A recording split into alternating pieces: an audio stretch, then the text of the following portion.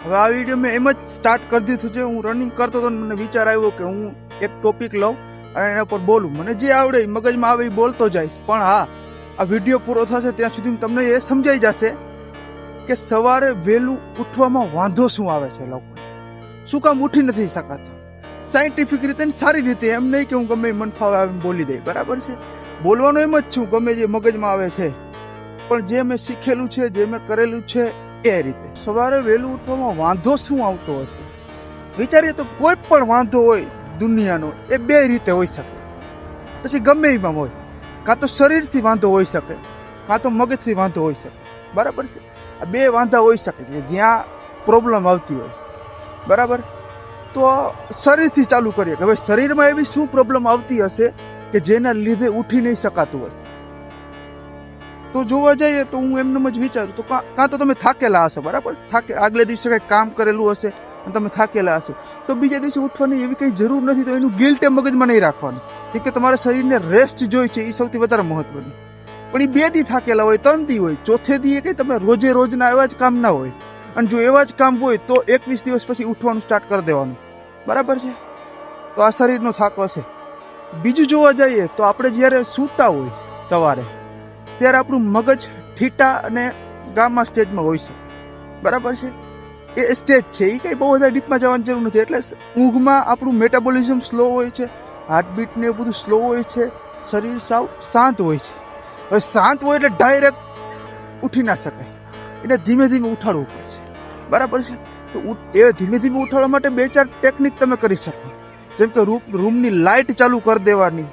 Light ચાલુ કરવાથી તમારા મગજને એવું સિગ્નલ જશે, કેમ કે પ્રકાશ આંખમાં આવશે, બરાબર છે. સિગ્નલ જશે કે હવે આ ભાઈને ઉઠવું છે. બીજું એક સાવ રો વાત કરું શરીરને લઈને ઉઠવાની, તો ઘણા લોકોને છે ને સવારમાં ઉઠીને ડાયરેક્ટ ટોયલેટ જવાની ટેવ હોય. તો એના માટે એક બેનિફિટ છે કે સવારે ઉઠીને ડાયરેક્ટ ઊભા થઈને બેસો થોડીક વાર, કાંઈ નહીં, ખાલી બેસો.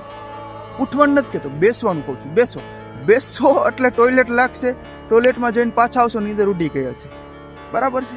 તો આ કોકને એક જેને ટોયલેટ લાગતી હોય એના માટે છે. જેને નથી લાગતી એને ફરજિયાત શરીરને આજે થીટા ગામા સ્ટેજમાં મગજ સ્ટેજમાં છે એમાંથી બહાર લેવું પડે.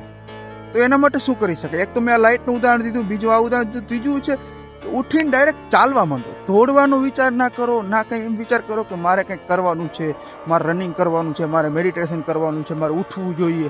કાંઈ પણ વિચાર્યા વિના ખાલી થોડીક વાર ચાલો.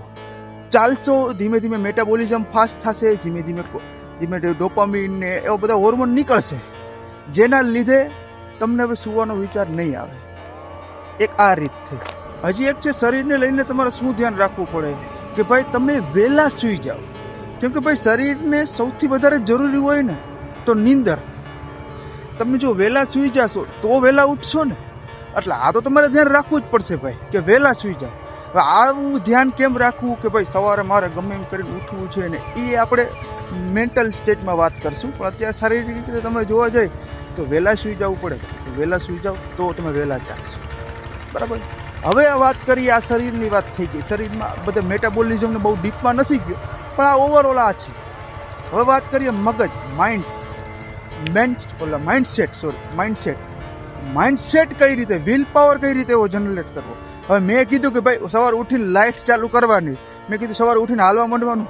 હવે એ જ નથી થતું તો એના માટે હું કરું, બરાબર. હવે એના માટે હું શું કરું છું, હું મારીથી વાત કરું પછી તમારી વાત કરું. હું છે ને ભાઈ સવારે ઉઠું, મને મન ના થતું હોય તો કાનમાં ઇયરફોન ચડાવીને આપણે જે મજા આવે ને, ઓ ડેવિડ ગોગી ને સિદ્ધુ મૂસેવાલા ને શુભ ને એના સોંગ ચાલુ કરી દો.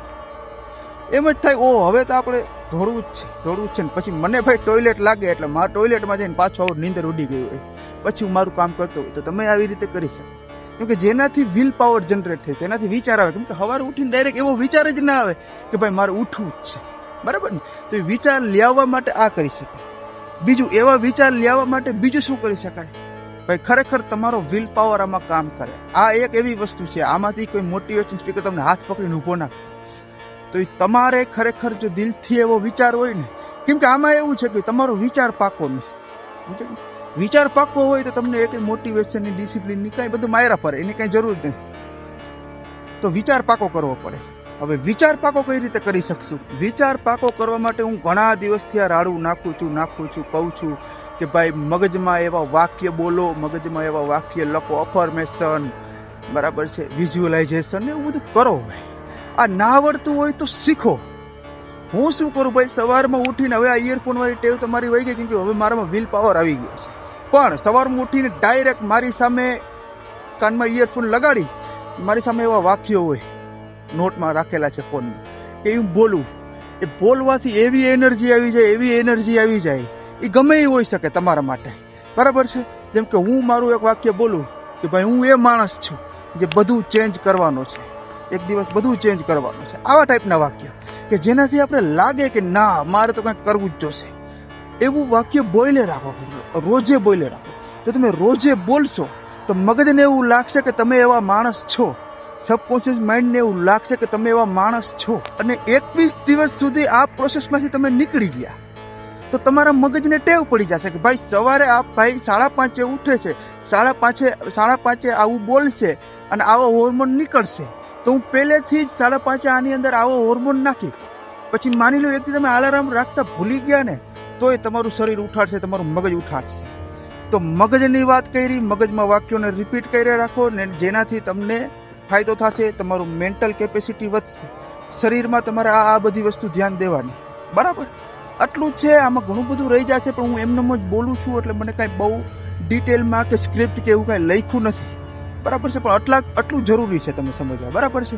થોડુંક પણ મારો વિડીયો સારો લાગ્યો હોય તો હું હજી આવા નવા ધીમે ધીમે હું પણ બોલતા શીખીશ, અને તમે મારી ચેનલને સબસ્ક્રાઈબ કરજો. જય દ્વારકા.